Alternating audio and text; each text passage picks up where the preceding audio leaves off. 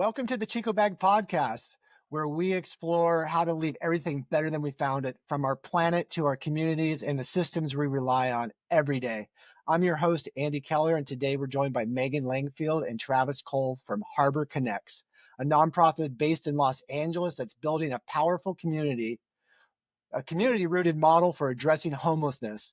While their work is centered in the harbor region of LA, their approach speaks to a much bigger challenge we're facing across the country: how we respond to homelessness, not just with good intentions, but with better systems, stronger relationships, and real collaboration.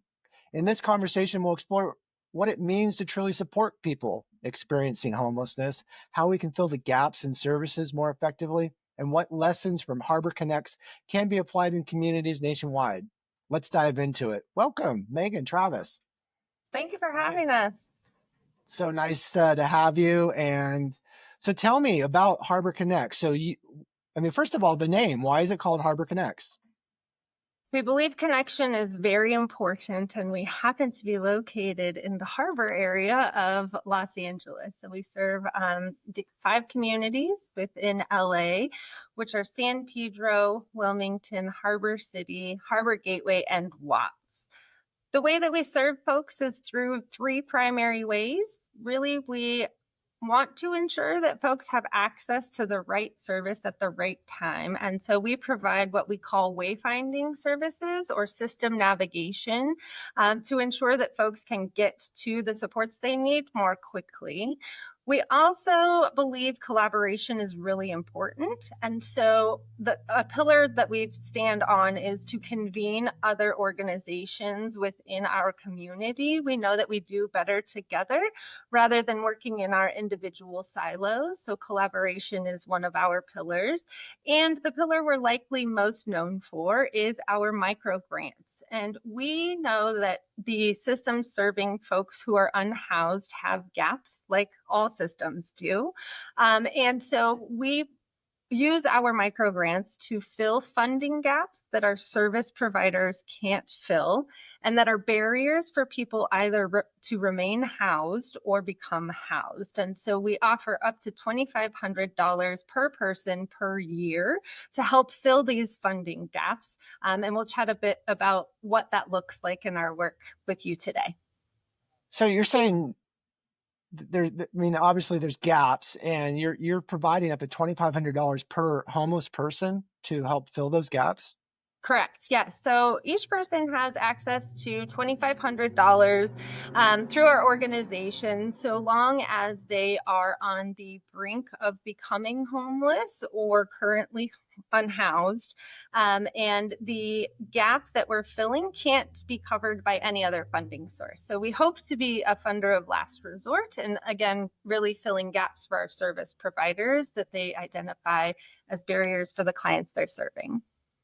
That's interesting, to address homelessness before it actually happens is what I'm hearing. And that's a pretty powerful thing to do, because, a lot of people are living paycheck to paycheck, right on the edge. Something happens that they didn't expect, which could easily put them into homelessness. And I think it's great that you guys are catching these folks before it happens. What other things are you doing that you're finding success in? Is that kind of model common across the United States? Yeah, no, it's a pretty unique model. There's not many organizations out there similar to Harbor Connects and the work we're doing. So that's something exciting about the work we do, is that we're able to go out and fill these gaps, because as you mentioned, sometimes people are living paycheck to paycheck, and sometimes it's the little things that we don't think of. Your car breaks down and you can't get to work. Now you're not going to be able to make your paycheck, and then what's going to happen when rent is due next week, right? So that's when we're able to step in and fill that gap. We can help you get that car fixed so that you can keep your income coming in. So yeah, it's an exciting new model that we have been able to start up here at Harbor Connects. So I imagine it's a lot cheaper. I hear $2,500. I'm like, oh my God, like, where's that money coming from? Who's paying for it? But when you think about it, it's a lot cheaper to catch it up front, is it not? And like, do you have any I guess, examples of like the difference between your model and kind of traditional ways to address homelessness? Really good questions. I think that the way that we are focused on serving our community really is ensuring that we're meeting a need. A lot of nonprofits come into the world and set up shop and have services that maybe other nonprofits in the area are already providing. It was really important to us to fill gaps systemically with our organization also. And so we want to ensure that we are filling gaps that our service providers are unable to fill. Most often, we're getting referrals from those service providers. And so folks are vetted through that process and are requesting up to $2,500 from us. What we've found in our work that's interesting when looking at our outcomes or our impact report for last year, the average cost for folks, that is the difference between being housed or unhoused, was an average of $700. And so it's not a lot of money, right, that folks often are in need of to ensure that they do stay housed. In terms of cost related to the system, it is absolutely far more affordable for us to target prevention as a primary intervention. What we know to be true in California is that we are housing a large number of folks on a daily basis, but unfortunately, the inflow into the system is greater than we're able to house. So there's more people coming into the system on a daily basis than we're able to get housed. So the more we can focus on prevention, the more successful we'll be, because then the system itself can focus on those who are currently unhoused and working to get them into a safer living situation. You know, homelessness is like one of those things that I don't know how to describe it, but you know, people don't like it. They don't want to see it. You know, it's messy.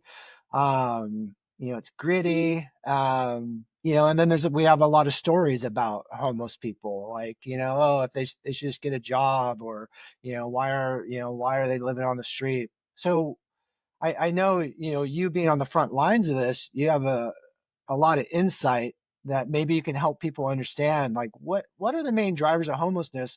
What are the different kind of categories of people that are homeless? And then how do you address the homelessness for each of these different categories? Big question. I think that really what's important is that homelessness is a hot topic issue, right? And folks have a lot of different opinions or perspectives about folks who are unhoused.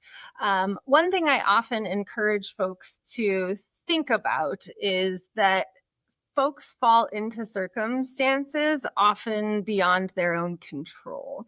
I think that in our country, excuse me, we are quick to place blame maybe on the person who is unhoused, as it's their fault for being on the streets. But we fail to recognize that the systems that were in place to support people having affordable housing actually, our country stopped funding affordable housing in the 80s. And so this is an aftermath, right, of a policy change that happened decades ago. So in this, I just encourage folks to think about the many factors that may lead to folks becoming unhoused. Sure, we have some folks who are unhoused that struggle with mental health or substance use disorder, and we work diligently to ensure that those folks are connected to the right service providers to meet their current needs. And ensure sustainability. We are always thinking about how people will be successful long term. In our role, again, it's unique because we're providing support to the service providers who are really interacting with our unhoused neighbors and providing those systems of support that are needed for them to be successful. In terms of types of homelessness, there are really unhoused people, and then there's chronic homelessness. And the longer somebody is unhoused, the more challenging it becomes, not only for them, right, being on the streets for a long period of time, but it becomes more challenging then to get them into housing because it becomes their way of life almost, right? And so some folks don't want to move inside. The majority of folks absolutely do want to live in a house, in a shelter, somewhere safe. Yeah, that's an interesting point about, the longer that people are out there, the harder it is to get them back, into, I guess, what you call a normal, living situation. I've heard stories of, newly housed homeless people that, prefer to sleep on the floor, because, it's just more comfortable, for them. It's what they're used to. Right. Yeah. Often we hear folks setting up tents in their new apartments because that is what's safe for them. And I think that underscores and highlights the need that folks have, needs that require support beyond being housed. And that's something also that I think not a lot of folks in our service systems think about, right? I think the goal always is get them housed, right? And once they're housed, they'll be okay. But we fail to think about the kind of independent living skills or day-to-day living skills that folks may not have from being on the streets as long as they were. So that ongoing support is also critical once folks do move inside. So, I mean, people listening to this, most people probably aren't in LA, probably have a homeless issue or, in most parts of the country. What advice would you give to someone who wants to support people experiencing homelessness, but feel maybe overwhelmed or unsure where to start? Yeah, that's a great question. So really, it's important to remember you don't have to reinvent the wheel, right? There's a lot of great organizations out there, Harbor Connects and others, who are out in the community doing this work. And something that you can do to really show your support is donating or volunteering to these organizations. Many of us, if not all of us, are nonprofit organizations. And so, as you know, the financial need that these organizations have to be able to continue their work to serve the community is always there. And there's always volunteer opportunities. So if you can't give time, you can give money. And there's a number of ways there's a number of ways to support local organizations. So I would encourage people to try to just reach out, see what's available in your community, and then just give that organization a call and let them know, hey, I'm interested in supporting this homelessness crisis going on right now. What can I do? And I guarantee you that that organization will say, oh, I've got things that you can do and can give you a list. So I know just from volunteering, my own time, anytime I feel like woe is me or feel, you know, depressed or, down on myself, I what picks me up is volunteering and seeing, how other people, the deck of whatever the cards that they've been dealt. So it does two things in my mind. It ultimately helps out the homeless community, but at the same time, it helps the volunteers too to feel grateful and to feel like they're contributing. So there's a lot there, I think, for the volunteer as well. yeah. Absolutely. So looking beyond this immediate crisis of homelessness, like what does a long-term sustainable solution look like? Like what small steps can we take today to move in that direction, like in where we live? So, outside of, I guess, volunteering, is there anything that you could think of that would help create a better world, and get more people, into a safe place? Yeah, I often joke that the solution to homelessness is the $1 million question. But I say that, and realistically, there are things that we can do now, here, today, to improve the trajectory of the future and our outcomes for people. Solving homelessness really requires a multifaceted approach, right? We need to prioritize immediate housing. One of the struggles we see are wait times to get into shelter. We really need to prioritize immediate housing and affordable housing. Supportive services and long-term prevention strategies are other ways that we can be successful moving forward together. And again, really including affordable housing and addressing systemic issues as a priority. So advocating for better policies that really meet the need of the people in our communities who need help and support most is a way to also move past this crisis and into solutions as we walk this road together. As Travis mentioned, donating to organizations is huge. Nonprofits, we count paper clips. We always need funding, right? There's always a need for funding for us to continue to do the work that we do in our communities. Volunteering is really important, and advocating for different policies, better policies. I would say in the current climate, with federal dollars being paused and slashed and the uncertainty there, many of our service providers and other nonprofits will be greatly impacted. We need to turn to our communities to ensure that Harbor Connects and other organizations like us can continue to do the work that we're doing, providing support, providing services, and really collaborating together to find solutions. A generous donation to Harbor Connects helps us bridge the gaps during the critical time, right? As our service providers, funding is uncertain, the gaps are likely to grow for us, right? And so we are quick, easy, nimble funding. Majority of our funding is unrestricted so that we are able to meet the needs of somebody whose car broke down or who needs a hotel stay for a couple of nights until they can get into shelter. And so folks who have the ability and really care about homelessness, contributing financially is a tremendous way to support long-term solutions. Beyond that, I think getting involved in your community and finding out what's working in your community and what isn't working, and finding ways to strengthen those that are working and decrease the strategies or tactics that aren't working are all ways that we can work towards solving this crisis.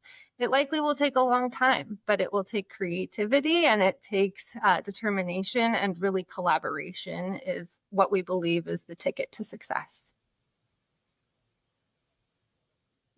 Yeah, I'm hearing the funding, in this environment, the funding is what's key. And my understanding is it's better to donate to a nonprofit organization than to give a handout, right, to a homeless person. Is that It's is a that yes true? and, right? Yeah, I think it's a yes and. So with our organization, you will know that 70% of any funds we receive go directly back into the community. As a staff of 2, we were able to serve 1,100 people in some capacity last year, which is tremendous, right? And hope to continue to grow that. And some folks may need some money from time to time, right? And so I would say it's really personal discretion to decide whether or not you want to contribute to an organization serving folks, or if maybe someone may need a little bit of cash in that moment to make it through the day. Yeah. I've heard of stories of church groups basically building tiny homes in their church parking lot to, basically adopt a couple homeless people. Have you seen that model in your community? And what are your thoughts on that model? Yeah, we have. Personally, my thought is we need as much housing as possible. And so if you are a church and you have land and you have the ability to build shelters or affordable housing, please do. There isn't enough affordable housing for folks, especially in Southern California, as the cost of living is so great here. We do have some tiny home villages and shelters that are available in our homelessness ecosystem, and they work very well for folks. I think the tiny home model may be more effective than congregate shelter because folks often aren't excited about going to congregate shelters. Shelters do the best that they can to provide a safe environment for folks, but lots of folks have aversion to entering shelters. So the tiny home is a really creative solution. Gosh, thank you both for the work you're doing. It's important, and addressing homelessness, in your community, and also inspiring everyone listening to this podcast and other communities across the country. So thank you for your time, Meghan and Travis, and thank you for the work you're doing. Yes, thank you so much for having us and spotlighting the important need to address this crisis across the country. So if you're interested in learning more about their work, Harbor Connects, based in Los Angeles, go ahead and Google it and check them out.